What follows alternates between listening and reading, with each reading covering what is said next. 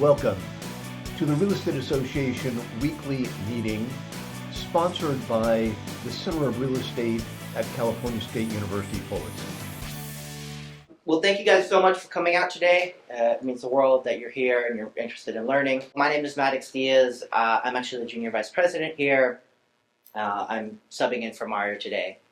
But I've been with the board for almost a year now, so it's been a great opportunity for me. I've been provided some great opportunities in the real estate world and outside of it.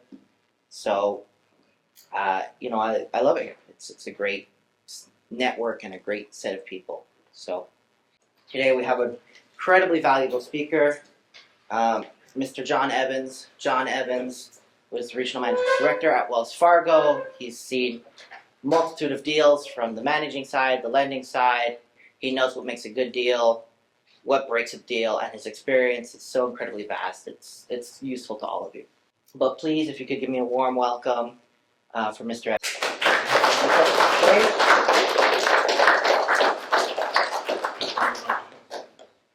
Thank you. I'm John Evans. I was born in Palo Alto. My dad got his PhD there. Then we moved to Utah. My ancestors came across the plains with the Mormon exodus out of the Midwest. Then I went to Germany on my mission. And then 30 years later, my son went on his mission. Now, because I've been around the universities a lot, I was really having an emotional feeling when I walked on the campus here today, thinking about you as students, appreciating what you are and what you're doing. My own son graduated.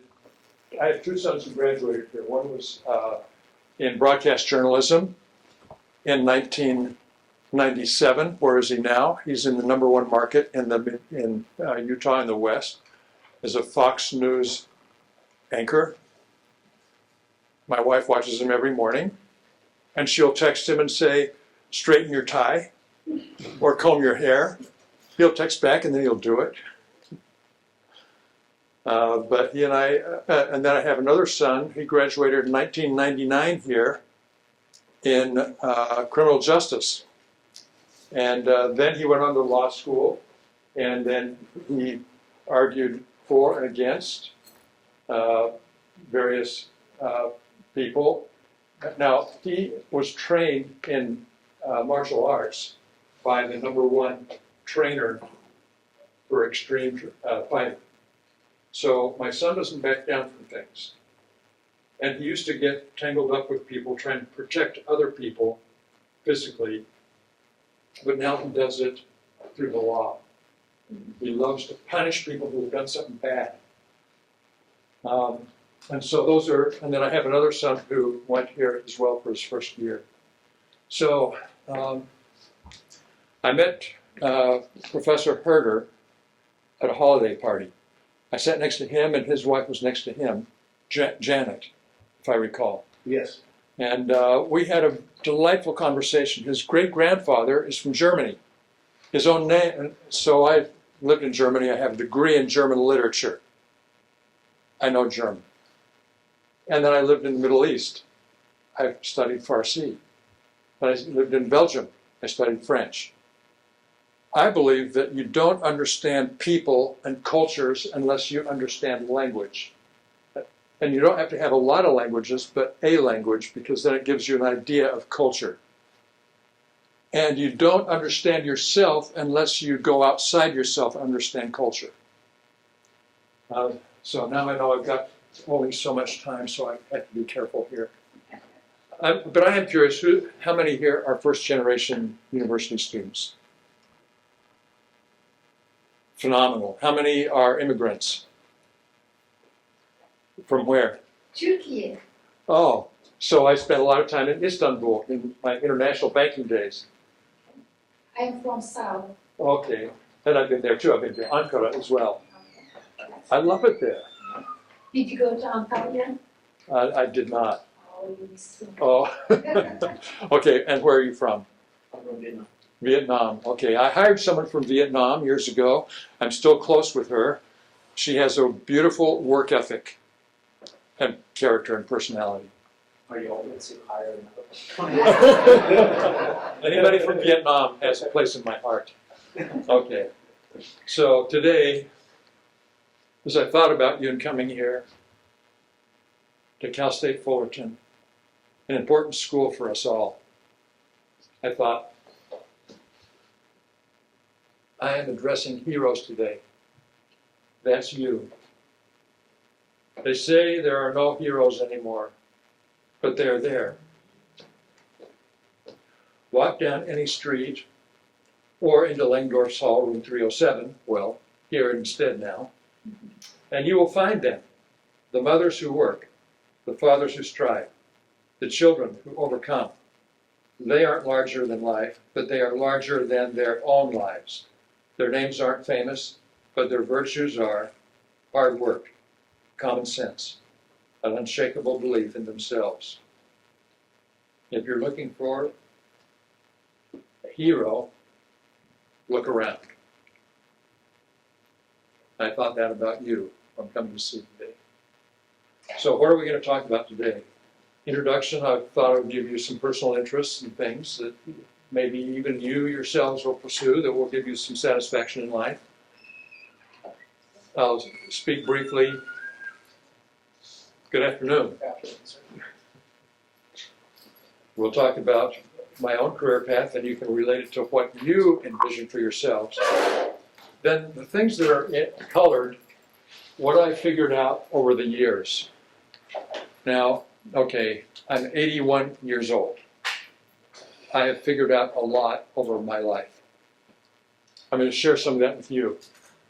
Then I'm going to tell you what I look for in an interview. I had the lowest turnover of any of the large groups in my company because of the way we treat people. Then balance in life, some lessons I've learned, my own motivation to be involved in education, and perhaps you'll share that also, those sentiments, and what memories you want to have someday. Okay, so I ride a motorcycle. I still do. If it weren't so warm today, I probably would have ridden it here to talk to you. This is in Monument Valley. Life is so broad and you can't stay narrow. Okay, so here's what I get a free season pass now at Alta, Utah. Alta is the greatest snow on earth. I started skiing there in the early 1950s. But this is me when I got my free season pass.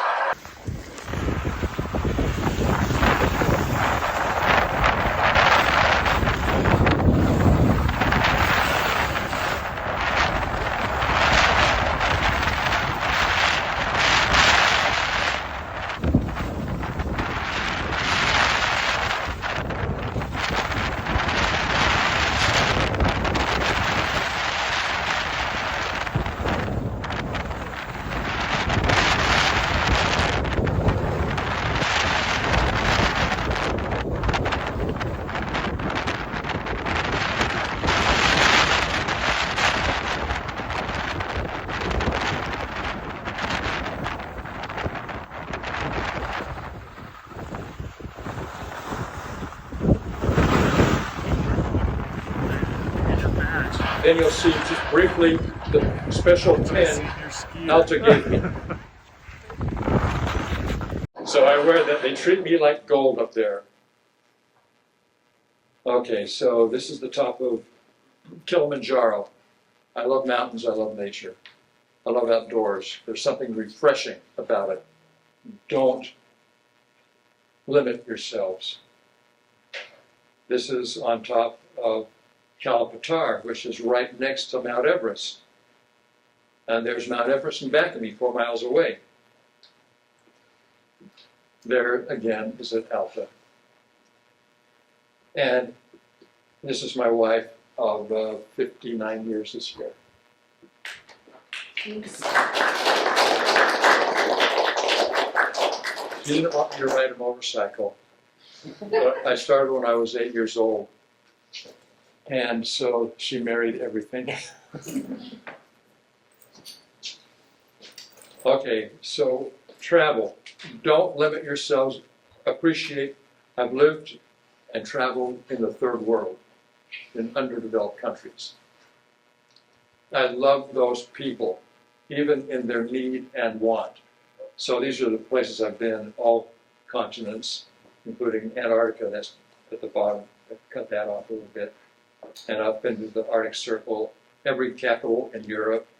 Well, anyway, put your wish list together of where you want to be, and what you want to see, and what languages you want to. Okay, career path elements.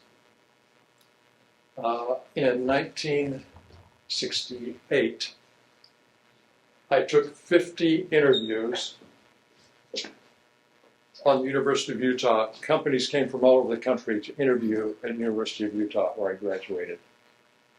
I took 50 interviews because the ones that I was really interested in, I wanted to know how to present myself.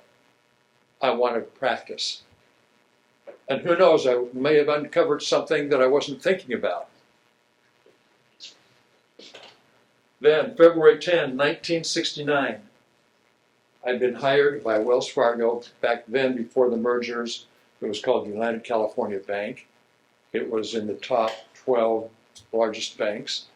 And you'll laugh at this, back then a large bank had $5 billion in assets. That was a fraction of my last group that I managed. 2 months later, I was born. Oh, you're a kid. I was just born.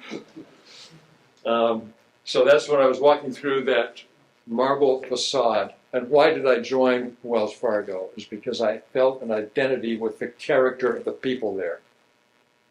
And indeed, they lived up to their character in those days. So I went into the management corporate finance training program. And here's where if you apply yourself, you will be successful. If you focus and apply yourself, you will be successful. I was one of the very few non-MBA students that they hired for this program.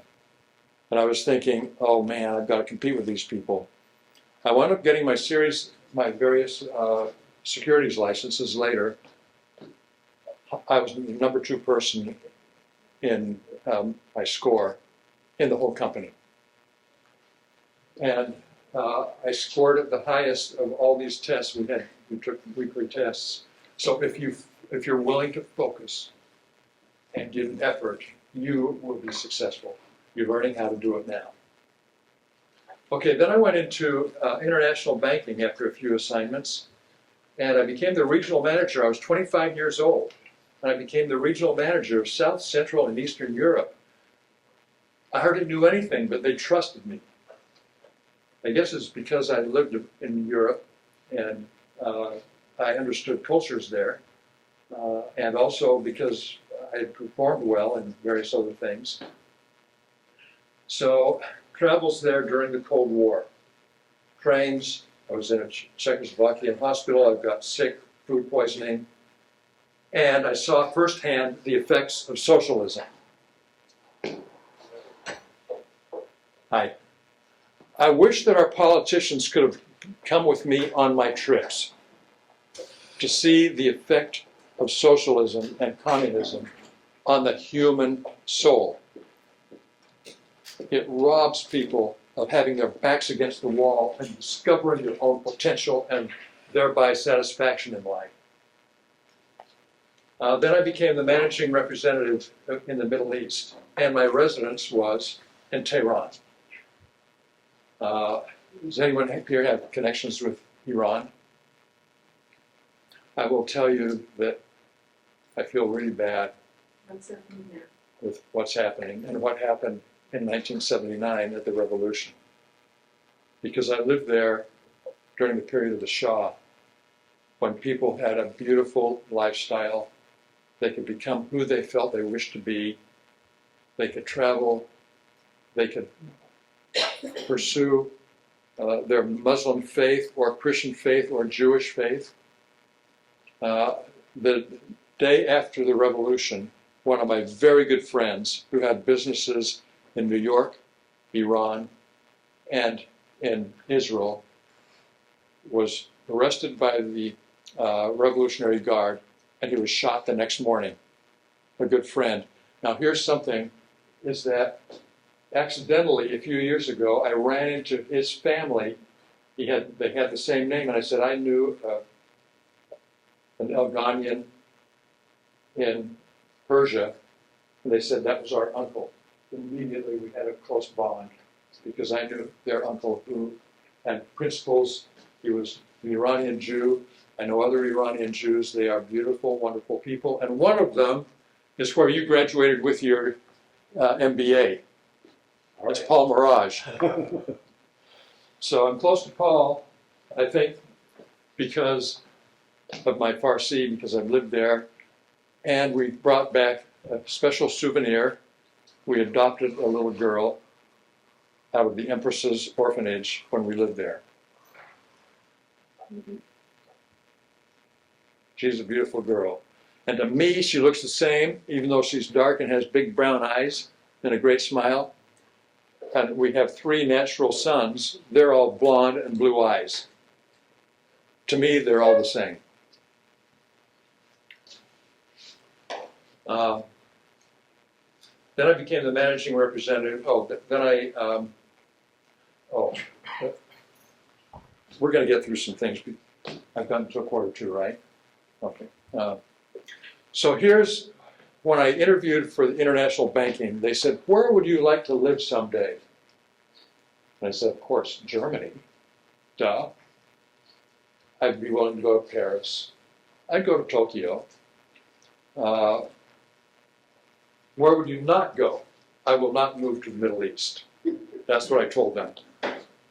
So my boss asked 2 other people, much senior to me, to go live in Tehran and open up the Middle East. They both said no.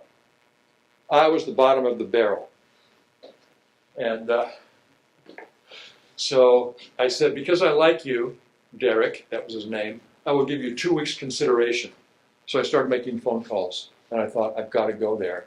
So how did I sell my wife? I called her up one day and I said, wouldn't you love to visit the places of the Old Testament? My wife is pretty bright. She said, oh no, no, I'm not moving to the Middle East.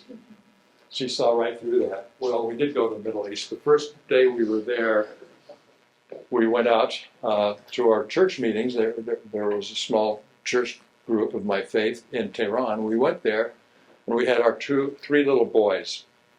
And on the way back, you don't know what a Paycon taxi is, but it looks like a Corolla, Toyota Corolla, imagine 1976.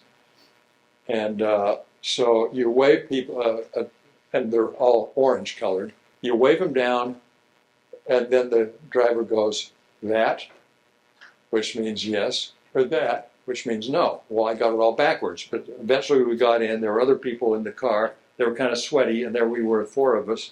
We got back to our hotel where we were staying until we moved into our house, and I heard sobbing across the room.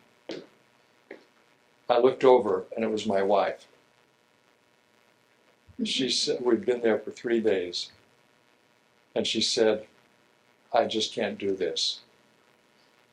Now picture me, I'm 29 or 30 years old. The president of the company sent me to Iran, and I looked at her and I said, the president of the company sent me here, and we're staying. So since then, I've learned a little bit more sensitivity. And let's do it a little bit better, but that's where it was back then. So at that moment, though, that was the turning point for her. We enjoyed the culture. We traveled through Iran and through the Middle East. We adopted our daughter. We had wonderful friends, the vice governor of the central bank, the niece of the prime minister, and many others who helped us in our adoption. So when you are assigned to go somewhere, you look at the opportunity, not the place. And you just suck it up, and go with a great attitude, and you will find your opportunities to be really great and experiences. Then I became the corporate banking manager in Utah, where we're from. Then I became president of a small independent bank. Then I came back to Wells Fargo. I left Wells Fargo for 3 years to do this with the independent bank. It was in trouble, and the FDIC had approved me to go in there. So I fixed it and came back to Wells Fargo. And then I became regional managing director of the private bank. Now, the private bank, the businesses I really like, private banking, so making lots of real estate loans and high net worth individual loans and private company loans, trust. And from trust, I learned a lot of things, which I'll talk about a little bit later. And then also is brokerage and investment management. These things occupy my mornings because I love the analytics as I manage my own affairs. So your majors in business will stick with you forever. And it will allow you to expand in your own thinking, your own experiences. Okay, what have I figured out over the years? If you can't make it work one place, you probably won't in another. Rational decisions are usually best when made in times of success. Face and solve your challenges. Just face them head on. When things are really lousy, so I have a rating of all the managers I had, rating from 1 to 10. 1 is the worst, 10 is the best. So the number 10 managers, the best managers, are those who we worked out what our goals should be, and then I had the freedom to make it happen, reporting back to them. The ones who were rated number 1 were negative. They talked behind people's backs. They were micromanagers. So if you have a lousy manager, so I had one really lousy manager, and so I was a very good sport with the guy. Was always very cordial with him. And I never went to a boss. I never went to this guy's boss to talk about him, but I went to this guy's boss here. And I talked about his practices. A few weeks later, he was assigned to an administrative job in headquarters, and 6 months later, they eliminated that position. So if you have a questionable manager that doesn't let you develop, that manager won't be around forever.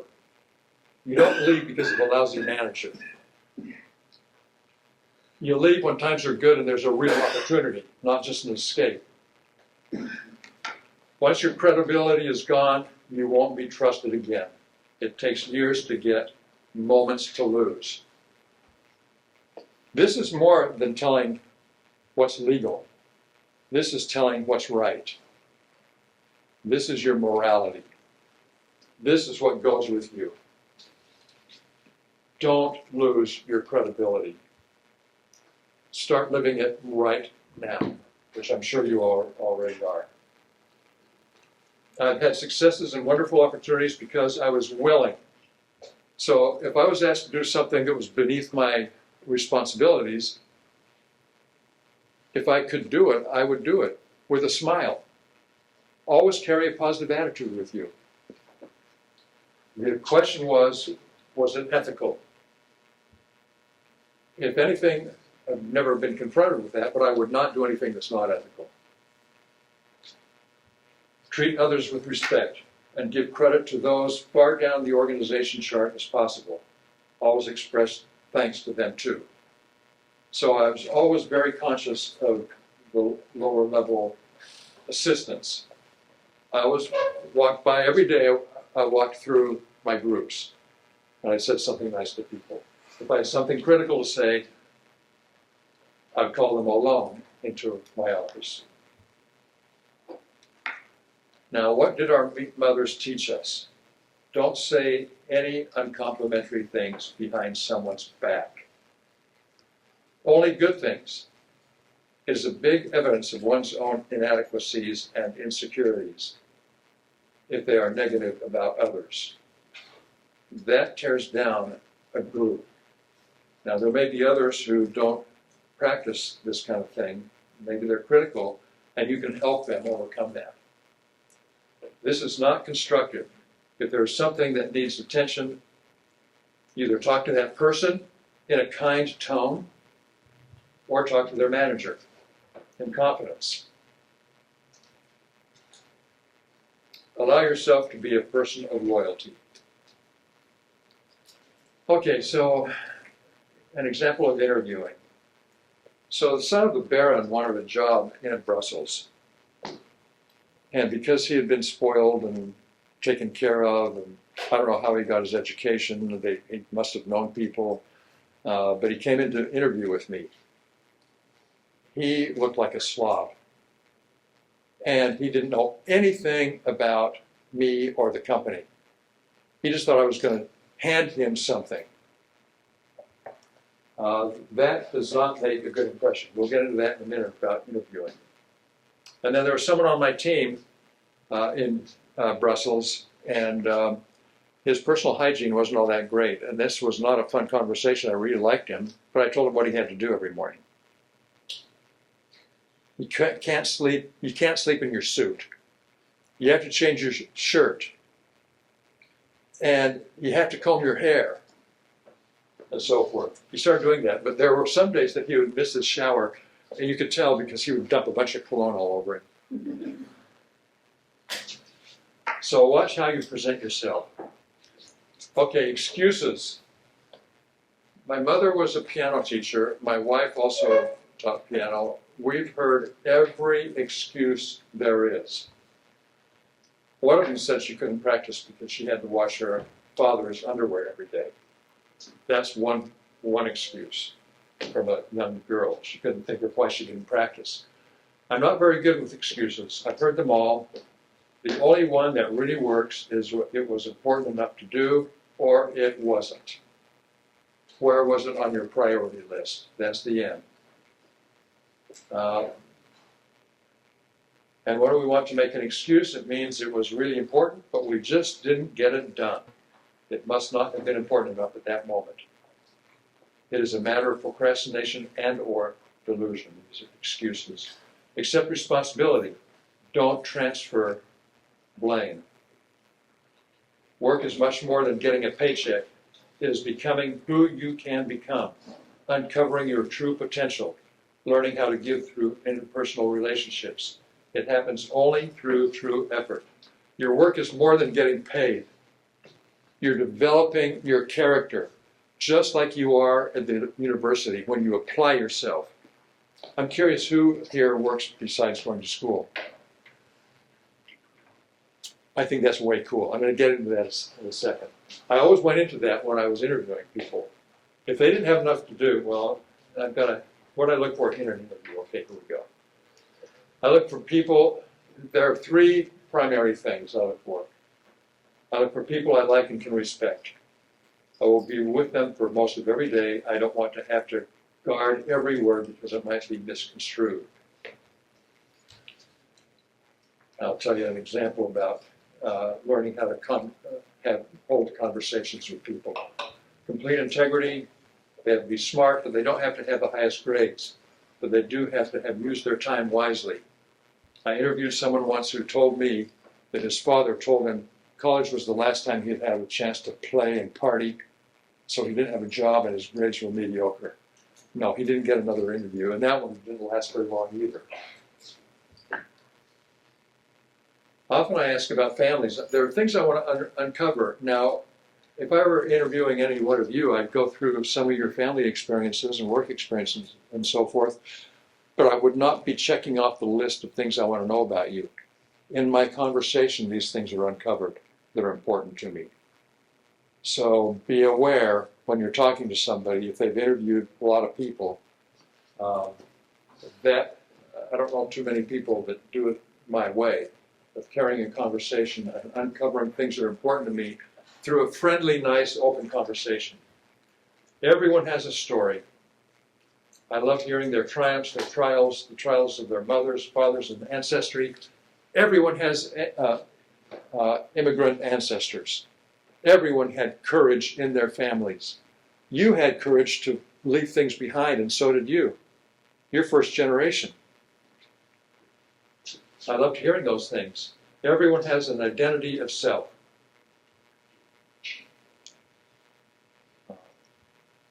Also, I'm going to give you some guidance. Keep a journal of your life, because someone later will want to know about you. My journal goes back to October 10, 1964. That was my first entry, and now it's all digitized, and the chapters are by year, and then subjects under each chapter. And I've given it to my children. They can click on anything they want or do word searches. But when you have a history of those who have gone before and those who come after, you're more likely to have posterity and yourselves who achieve more at higher values and principles. Demonstrate a work ethic. I already told you about this guy who didn't work during school. Now, you don't have to work during school, but you have to spend your time wisely. Now, maybe it's student government, maybe it's sports. But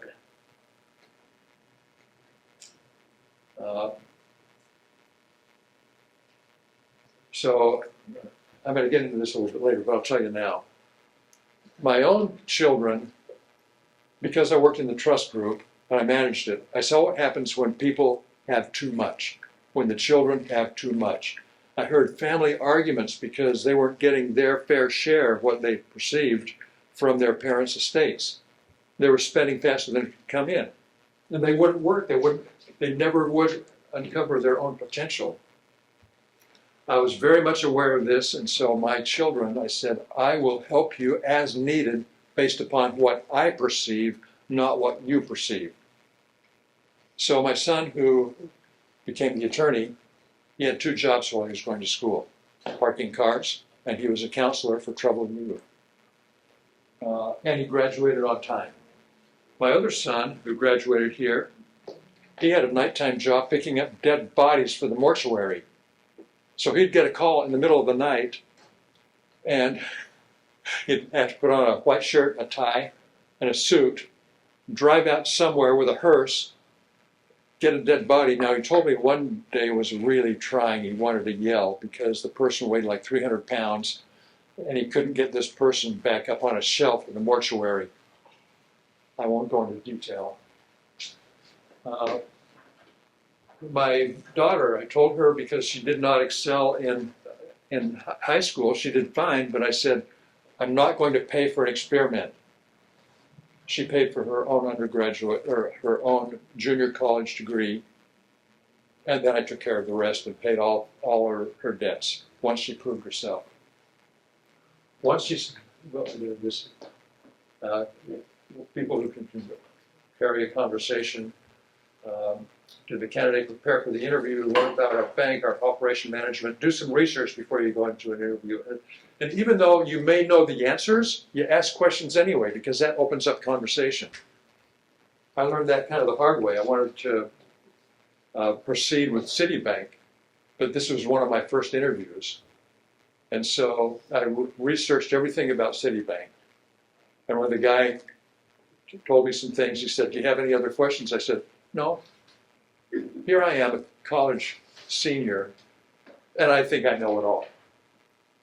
So I didn't get an offer to go back for another interview with them. But I learned how to interview after that. I also don't have errors on your resume. Have someone proofread it. I don't like grammatical or punctuation errors.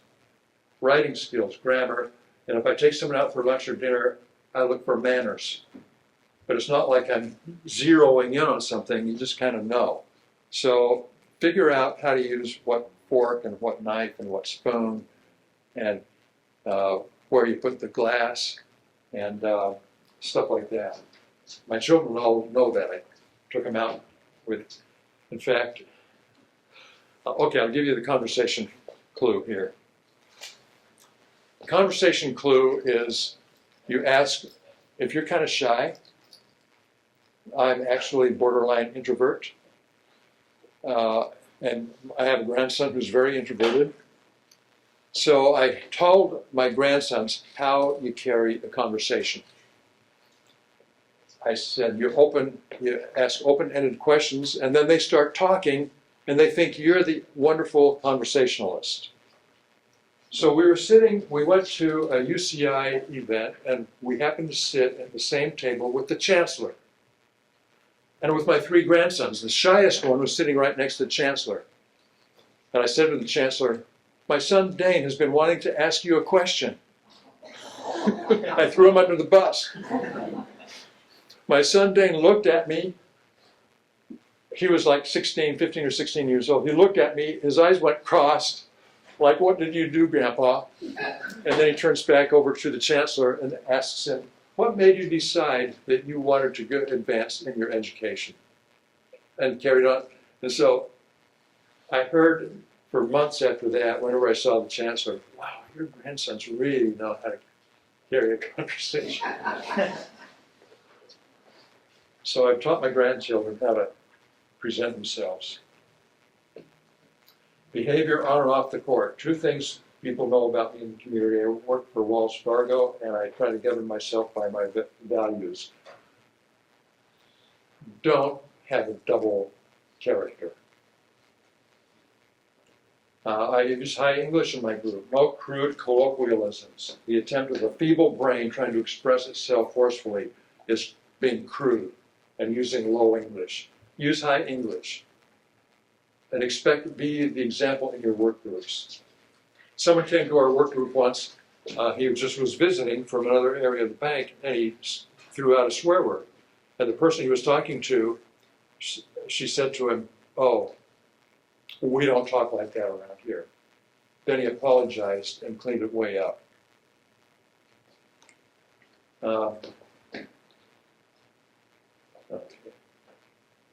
Okay. I know I'm being a long time. Take care of yourself. Have balance in life. Have a reading list. Your education does not stop here. Keep reading. I've got a lifetime reading list. It goes back to when I was 8 years old. Aesop's Fables was my first book. My mom took me to the library. So I've got that on an Excel spreadsheet by book, type of book it is. I like historical biography, but I also like high-level novels, the language I read it in, and comments about the book and the year I read it. So I can go back through my reading list and I can look at a book and I know what is in my head. It helps us have higher values and appreciation of life. It helps identify who we are. Because especially in historical biography, you look at a person and what they overcame. Peter the Great is an example in Russia. What he overcame. And if he can overcome certain things, maybe there's an ounce of what he's got in him and me I can overcome too. So how many books are there in that list? 2,000? Maybe. I haven't looked at it. I mean, yeah. Right now I'm reading Papyrus, The Origin of Language, the origin of alphabets, the origin of characters, the origin of history, when history began to be written. It's a fascinating book. But always have something good going on in your head. I brought my book with me. It's all Kindle. And when I'm sitting around, I've also got a Kindle Scribe, so I'm taking notes. Then you email it to yourself, and it turns into script, or it turns into typewritten. Show appreciation for those who are close. With balance of life, community service. Here's why community service. I was speaking at National Philanthropy Day in 2008. I'd just gotten back from the Himalayas and Kathmandu. I spoke on giving of our talents and resources, referencing my adventure to Kathmandu and hiking in the high elevations of the Himalayas.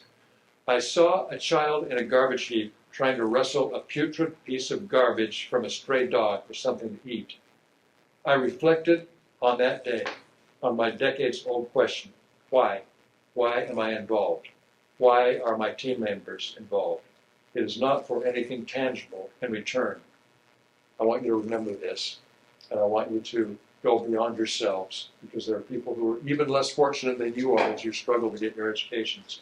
Rather, the reason is this: by living inwardly and selfishly, we become small and unfulfilled.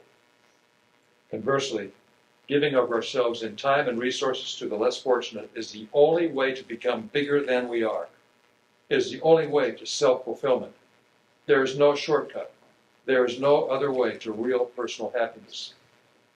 And then I said to this group, there were probably 600 or 800 people there, all who give because it was National Philanthropy Day. I said to them, as I look out at you, I see you bigger than you are, and it is good. Further, the less fortunate, too, are lifted to eventually emulate your example in return. Yes, by giving, we become bigger than we are. Okay, I'm not going to go over. I talked about over-delivering, why they're successful. I know I'm skipping stuff here now. And I'm going to do this, and then I've got one final brief slide. Why am I involved with students in education? I gave this to some students a few years ago. I'm personally involved precisely because of the students, especially students who are first generation. I was curious about who's first generation here, or even second generation. Some years ago, on one of my trips to New York, I walked through the filthy Occupy Wall Street camp. I felt disgust as I saw the placards and heard the chants demeaning the well-to-do, expecting something for nothing, for no effort on their part other than to make their demands. As I went through, I thought, well, I put myself through school, I work my own jobs, why can't they do the same thing? And as I sat here today, listening to students like yourselves, listening to our students, I couldn't help but draw a stark comparison. Our students, you struggle to achieve. You do not transfer your responsibilities to someone else. You own your futures. You are willing to work and to take advantage of opportunities. I want to help students because they are trying to help themselves and prepare for one day helping others. I understand the value and necessity of education for life and societal improvement. Then I thought of my own daughter-in-law, a first-generation immigrant from Mexico. She is the first of her generations to achieve advanced degrees. She sacrificed and struggled for them. Now she is helping younger students to achieve, and I admire her. Okay, this is my final slide. Am I in trouble with you?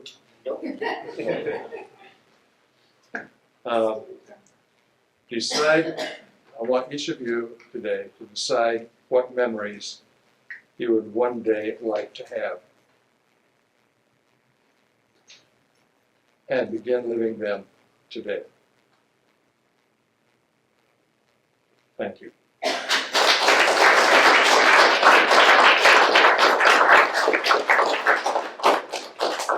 I'm going to open it up. Any questions for him? Any questions? Let's start. Take a pick. Yes? Thank you very much for coming. Pleasure. You talked a little bit about baking and then private banking. Can you maybe talk about the differences or what? So when I was in private banking, I did large corporate as well. So I've made loans and done analyses on Fortune 500 companies, but I've also done it on private companies. So that's what I termed private equity. So I made loans to them. I've looked at their prospects, their ways to success, what support they have, and so forth. So I've looked at it from that perspective as a lender. Yes? What's the day in life for you right now? So I retired 12 years ago, and I'm involved in philanthropy with education, human needs, adoption agency, the arts. I was on the board of the Segerson Center for the Arts. I'm still on that investment committee. I'm on the investment committee for a $1 billion endowment at UCI. I'm on the investment committees, management committees. I've been chairman of the boards of these nationally recognized philanthropies. And so just because I did not want to go home and start looking at soaps, and this is part of the thing, is we are bigger than ourselves when we do something for someone else. If I didn't feel that way, I would not be here today at Professor Herder's invitation. Yes? You showed the map of like all the places you traveled. What's like the top 2 or 3 like favorite places and why? Okay, so if I'm alone, sleeping in a tent at 20,000 feet, and then hiking to an even higher elevation, the morning I peaked Kilimanjaro and looked out over the horizon and saw the curvature of the earth, there was no feeling that can match that. I trained a lot. I mean, this morning I got up and ran 5.01 miles. I still run, I still ski as you saw, I still do my calisthenics. You are only as old as you think you are.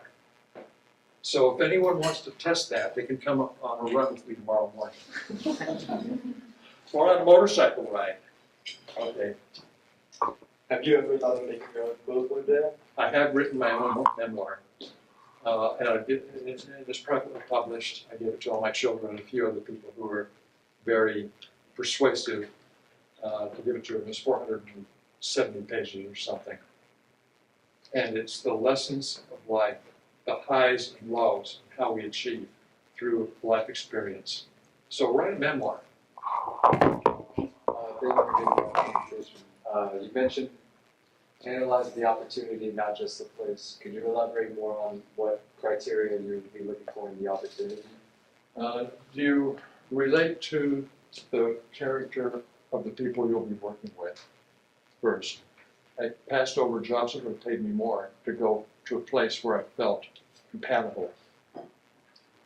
And also, the reason I went into banking is because I would be looking at a wide range of things. I wouldn't be in one single company.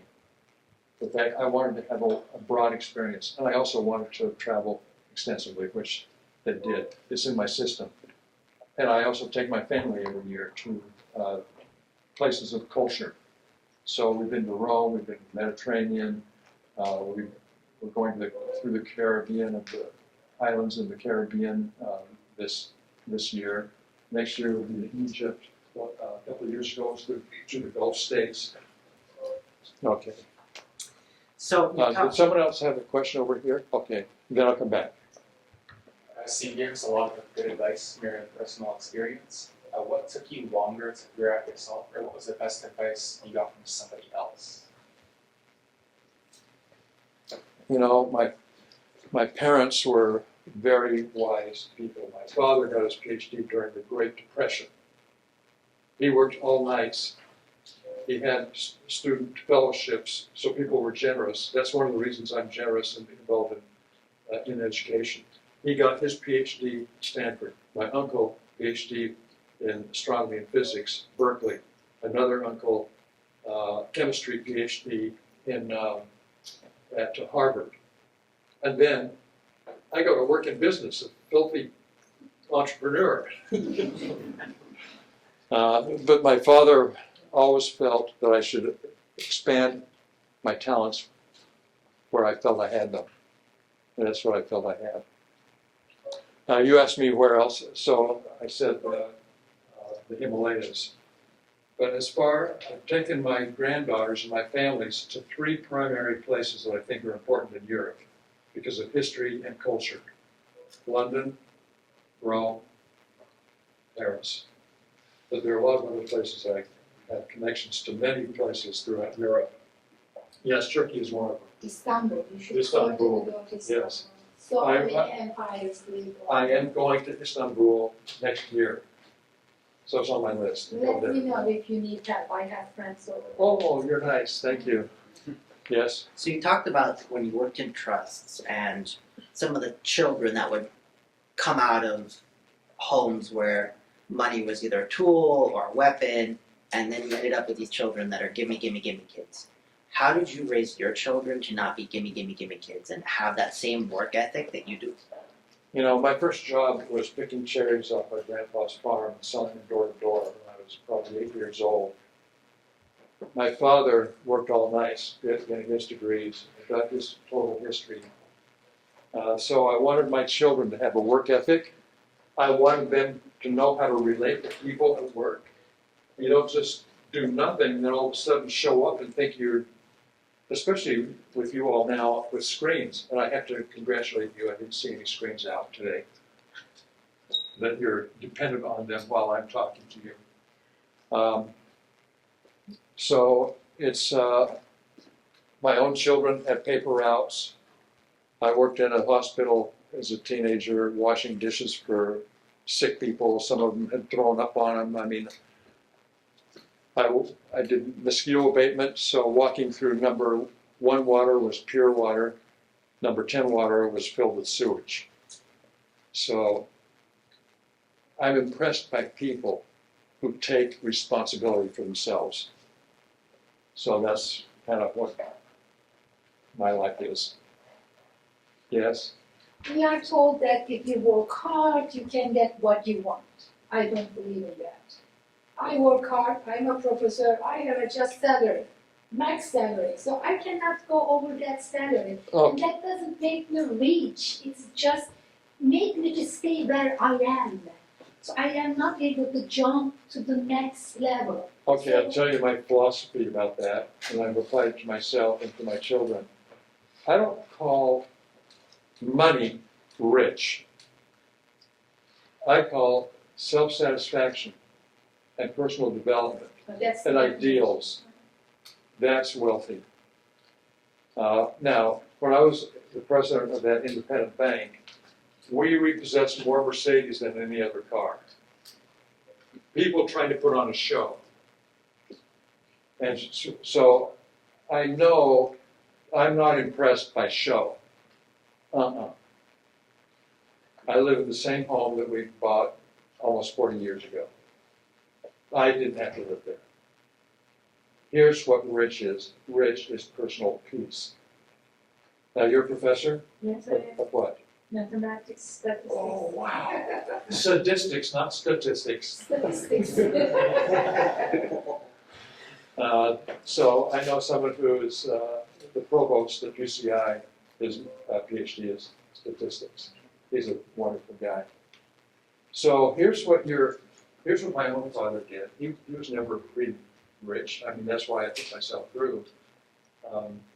But he was an impact, an influence, a character on his students. You are radiating something, I can tell you're radiating something very pleasant and nice. You don't have to do it by words. You do it by who you are. That's why I was talking about being positive here. But it will not hurt to have more money too, you know? We are here, we are in real estate. We want the Mercedes. Oh, I agree. But, we can't be blinded by that stuff.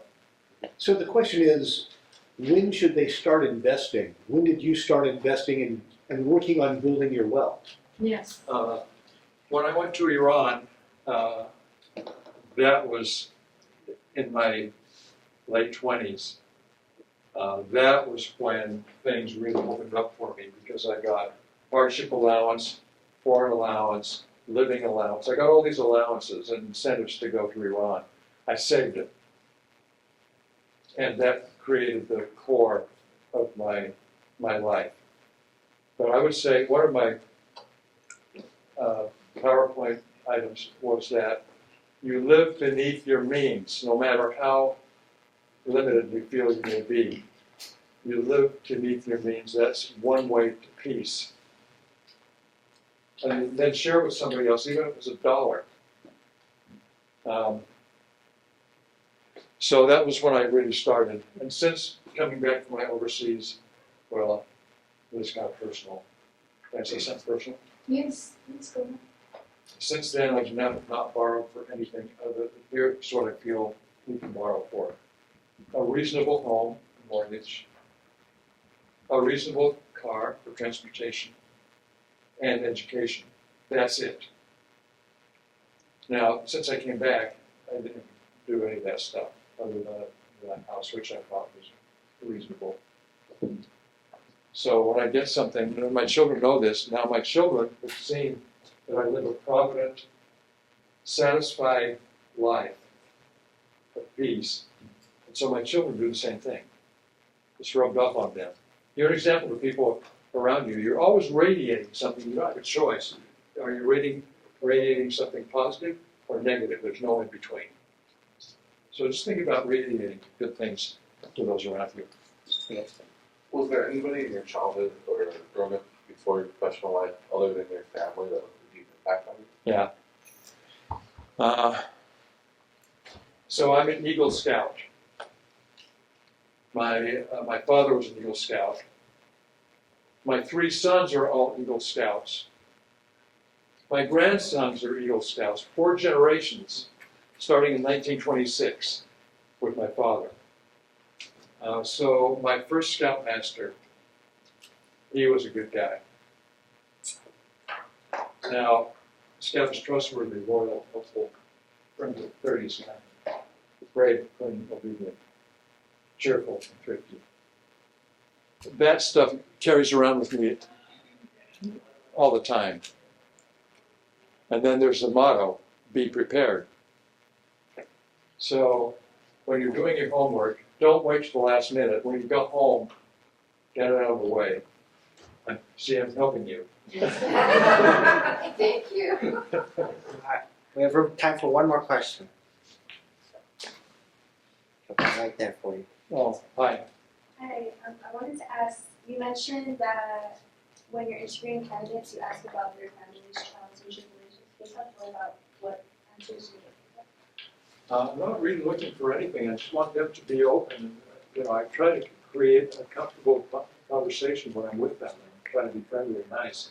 But I am interested when they have, some of them have had very trying family circumstances and they've risen above it. Others have been nurtured by their parents. So there's no right or wrong thing, but what are they doing with their life and not transferring responsibility to somebody else? Even if it's a non-responsible parent or sibling, don't transfer responsibility. This now is your life. Make the best of it. And those who are around you will be blessed by it. Thank you, John. Okay, thank you.